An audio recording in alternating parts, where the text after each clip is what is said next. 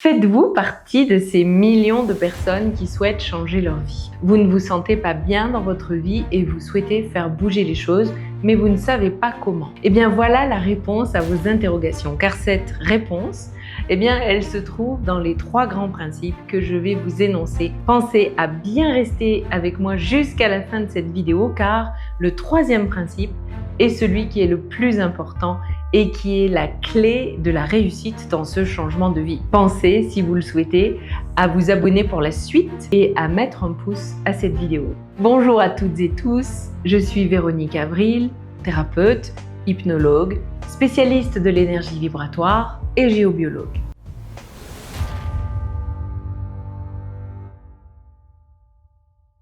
Alors, comme je vous le disais, il y a 3 grands principes à respecter et à développer si nous souhaitons changer profondément notre vie. Commençons tout de suite par le premier principe. Le premier principe consiste à développer notre connaissance du monde qui nous entoure et bien entendu de nous-mêmes. Et quand je vous parle de connaissance, je parle de connaissance du fonctionnement de l'univers et de notre monde. Mais je vous parle aussi de connaissances sur notre propre structure humaine. Alors, je vais vous donner ici des pistes de travail à explorer plus en profondeur, c'est-à-dire que ce sont simplement des pistes qui vont vous permettre de faire vos propres recherches. Le plus important ici est bien entendu de vous donner le goût de la recherche, de la découverte et de la curiosité qui vont vous permettre d'accéder à votre souveraineté et à plus de pouvoir personnel. Alors tout d'abord, comment fonctionne le monde dans lequel nous vivons? Nous vivons dans un monde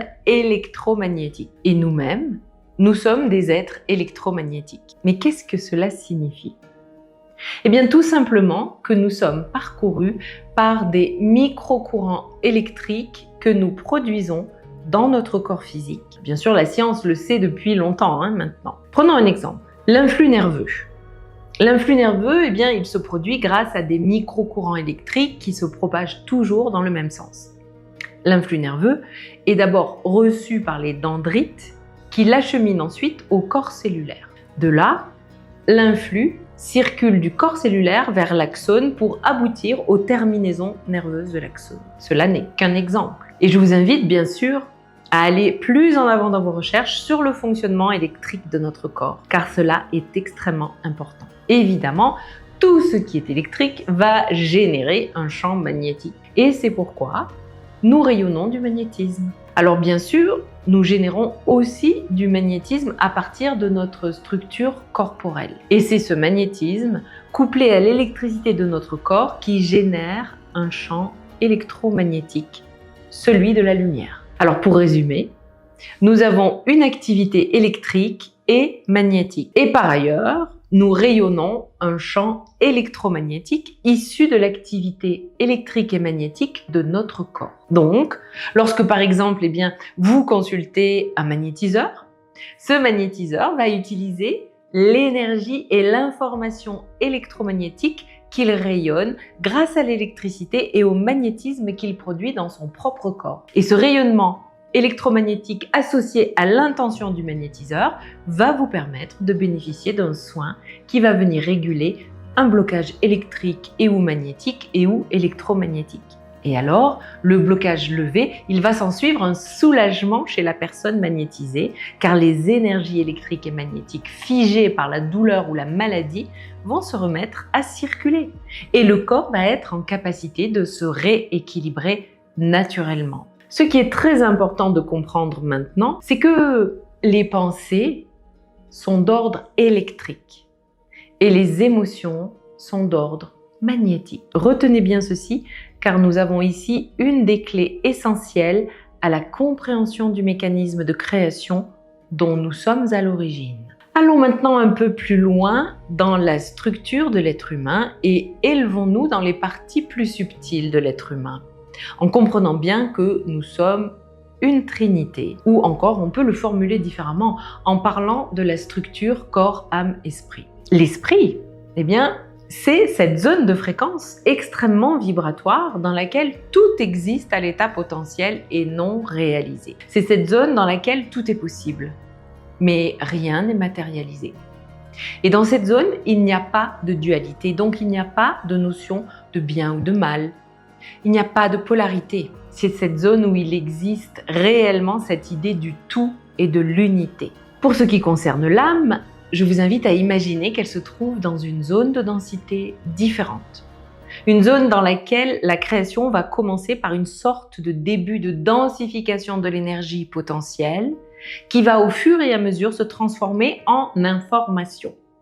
Et plus on va descendre dans les fréquences de l'âme, et plus on va assister à une densification des informations jusqu'à atteindre la zone de la conscience. La conscience qui fait partie de l'âme et dans laquelle la densification des informations va s'intensifier jusqu'à finalement arriver à créer la matière plus ou moins dense et jusqu'à arriver à la matière que nous connaissons.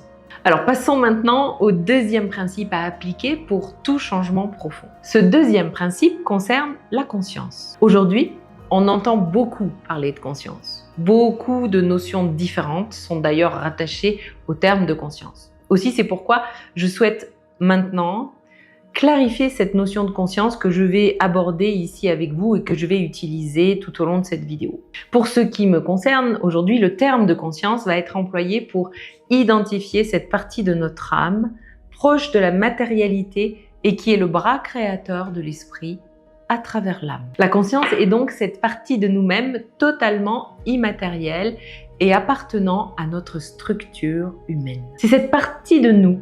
Et cette partie de nous est absolument fondamentale dans notre processus de création. Et la raison pour laquelle nous abordons la conscience comme étant le deuxième principe, c'est qu'en fait, la conscience découle directement du premier principe. Je veux dire par là que même si la conscience existe indépendamment de la connaissance, ce qui est un fait établi bien sûr, eh bien les niveaux de conscience auxquels nous allons avoir accès à partir de notre corps physique dépendent de notre degré de connaissance. Grâce à la connaissance, nous accédons à de nouveaux niveaux de conscience. Donc c'est comme un cercle vertueux qui s'auto-entretient.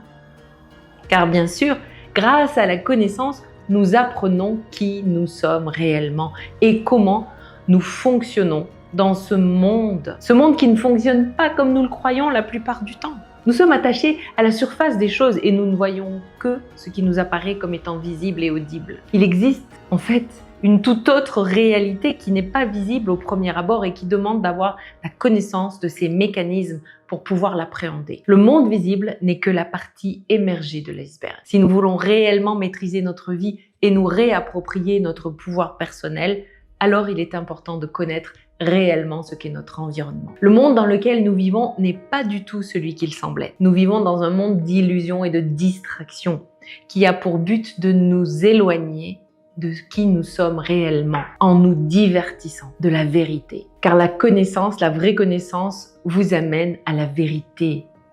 Et cette vérité, elle n'est pas toujours agréable à regarder ni à entendre. Et je dirais même plus, elle peut être quelquefois extrêmement désagréable. Et c'est pourquoi la plupart d'entre nous, même lorsque nous en avons l'occasion, nous choisissons de passer notre chemin et nous choisissons d'ignorer cette vérité. Mais il est important de savoir que la vérité est une des clés de ce changement de vie que vous souhaitez opérer.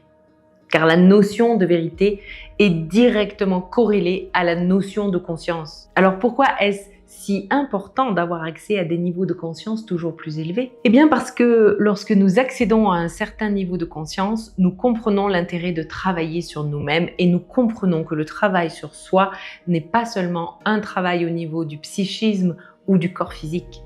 Il s'agit aussi de nous considérer d'un point de vue holistique, c'est-à-dire dans notre globalité. Nous avons besoin d'être tout ce que nous sommes et pas seulement ce corps physique. Lorsque nous atteignons certains niveaux de conscience, eh bien alors, on comprend très aisément que le corps physique n'est que l'expression du reste de notre structure. Et on comprend également que le corps physique ne représente qu'un point de vue incarné et personnifié. Mais la bonne nouvelle, c'est que grâce à notre travail sur nous-mêmes et au niveau de conscience de plus en plus élevé que nous atteignons, nous sommes en capacité de changer de point de vue et donc de modifier notre expérience.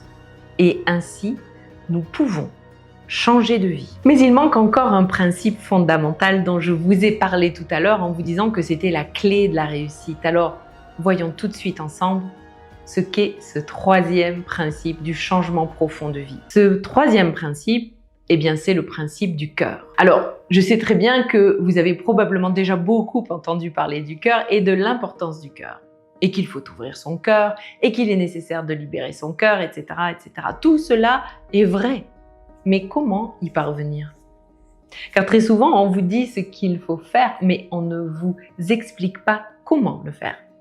Aujourd'hui, je vais vous donner les clés essentielles et donc vous expliquer comment libérer votre cœur spirituel et comment l'activer. La recette est en fait très simple. Il suffit de travailler sur le corps physique et de libérer le corps physique de mémoires liées à l'eau du corps, des mémoires transgénérationnelles ou des mémoires de cette vie ou d'autres vies. En fait, tout type de mémoire. Mais il est également fondamental de se libérer de tous les traumatismes et de toutes les programmations de sidération que nous avons inscrites en nous. Et oui, nous sommes remplis, voire même débordants de problématiques liées au corps physique. Et c'est ainsi que nous restons prisonniers de schémas répétitifs et d'émotions qui nous polluent. Cette partie est une partie qui peut être plus ou moins longue selon chacun et selon le vécu de chacun. Nous sommes tous uniques et non seulement il y a la quantité de choses accumulées, mais il y a aussi la vitesse à laquelle nous sommes en capacité de nous en débarrasser. Il n'est ici bien sûr pas question de tout éliminer, mais d'éliminer suffisamment de toutes nos problématiques inscrites et imprimées dans notre corps physique et dans certains de nos corps énergétiques. Et pourquoi est-ce que je dis éliminer suffisamment de nos problématiques? C'est parce que nous n'avons pas besoin de purifier à 100% notre corps physique et nos corps énergétiques pour qu'une forme d'alignement commence à s'instaurer entre notre corps, notre âme et notre esprit. Vous avez compris, ce troisième principe est lié au cœur. Et ce principe ne peut être actif que si le corps physique est suffisamment libéré et que le cœur est suffisamment libéré de tous les blocages et programmations divers et variés qui sont comme posés sur le corps physique en couches successives. Donc vous l'aurez bien compris, afin de retrouver notre pouvoir créateur et d'être enfin aux commandes de notre vie et de manifester ce que nous souhaitons, eh bien il nous faut libérer l'ensemble de notre structure corps, âme, esprit. Et cela va pouvoir se faire par un travail approprié avec un thérapeute. Oui, on peut y arriver aisément, à libérer les structures de l'âme et de la conscience en quelques séances. Moi-même, je pratique un type de soin qui permet de communiquer les informations nécessaires à la conscience de la personne pour que cette dernière puisse effectuer le travail dans son propre espace. Et oui, évidemment, vous comprenez qu'il est primordial de redonner un maximum d'autonomie et l'autonomie, comme je vous l'ai expliqué plus tôt, passe par la conscience et la connaissance. Et ensuite, bien le travail concernant le corps physique, bien sûr. Et à ce niveau-là, tout va dépendre du travail que vous aurez déjà effectué sur vous et de votre état d'avancement par rapport à vos propres blocages. Et le travail du corps physique est dans la majorité des cas le plus long et le plus douloureux, en fonction des expériences de chacun, bien sûr. Et pourquoi douloureux? Parce qu'il va falloir que nous allions affronter nos parts d'ombre, mais également que nous allions libérer tout ce qui peut encore nous hanter. Et il s'ensuit, bien entendu, après un travail comme celui-ci, un soulagement extraordinaire.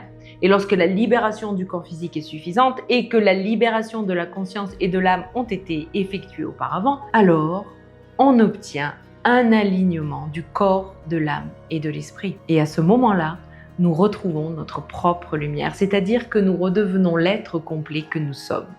Et là, nous pouvons commencer à créer notre vie comme nous le souhaitons à partir du cœur.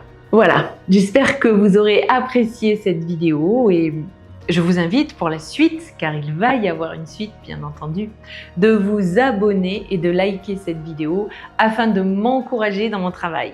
Je vous souhaite une belle libération et je vous invite à avoir la foi en vous et dans vos merveilleuses capacités. À très bientôt et gardez la lumière, la vraie lumière.